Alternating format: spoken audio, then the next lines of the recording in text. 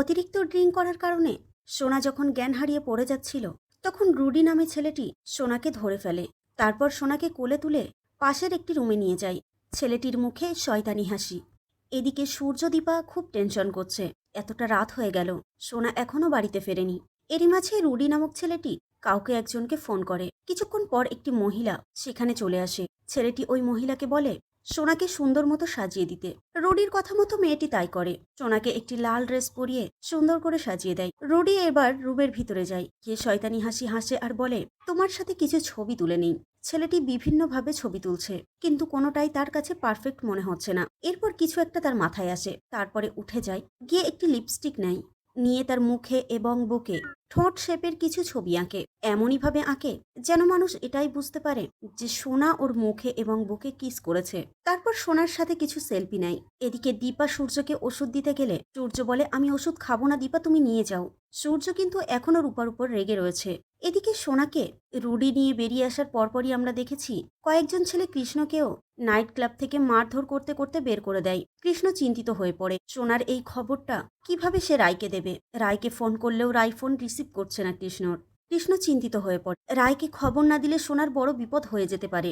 এই ভেবে কৃষ্ণ সোজা চলে আসে সেনগুপ্ত বাড়িতে।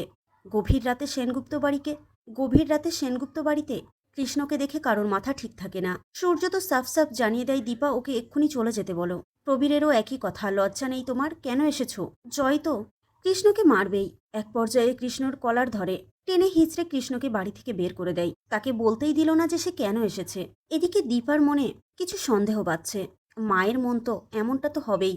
কেউ বুঝুক আর না বুঝুক, সন্তানকে একমাত্র মাই বুঝতে পারে ভালোভাবে।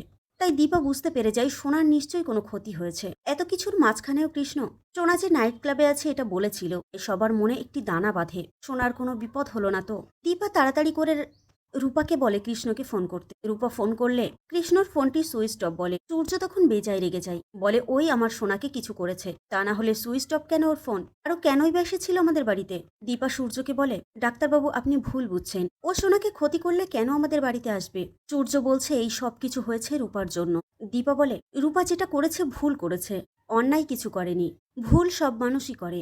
আপনিও একসময় ভুল করেছিলেন ডাক্তারবাবু, আর সেই ভুলের মাসুল কিন্তু আমি দিয়েছি।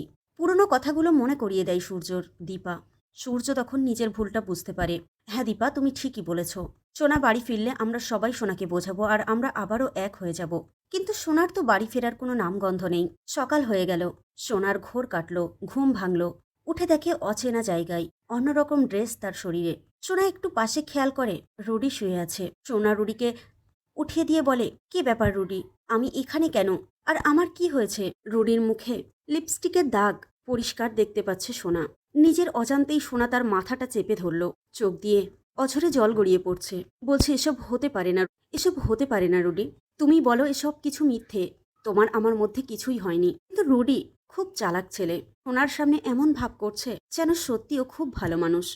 বলছে, সোনা গতকাল রাতে কি হয়েছিল আমার কিছুই মনে নেই, শুধু এটুকু মনে আছে তোমার সাথে আমি কয়েকটি ছবি তুলেছিলাম। সোনা বলে, ছবি? কিসের ছবি? রুডি তখন মোবাইলটি বার করে সোনা আর রুডির কিছু অন্তরঙ্গ মুহূর্তের ছবি সোনাকে দেখায়। সোনার তখন মাথায় হাত। কি করবে সে এবার? রুডি বলে, সোনা এসব কিছু হয়েছে আমাদের অজান্তেই, কিন্তু এটা সত্যি। তোমাকে যখন আমি প্রথম দেখি তখন আমি তোমাকে ভালোবেসে ফেলেছিলাম, তাই আমি তোমাকে বিয়ে করতে চাই। তুমি কি আমাকে বিয়ে করবে সোনা? সোনা একটু ভেবে বলে, বিয়ে? নিজের জেদ আর রাগ বজায় রাখতে সোনা রাজি হয়ে যায়। রুডিকে বলে, চলো এখনই আমরা বিয়ে করব।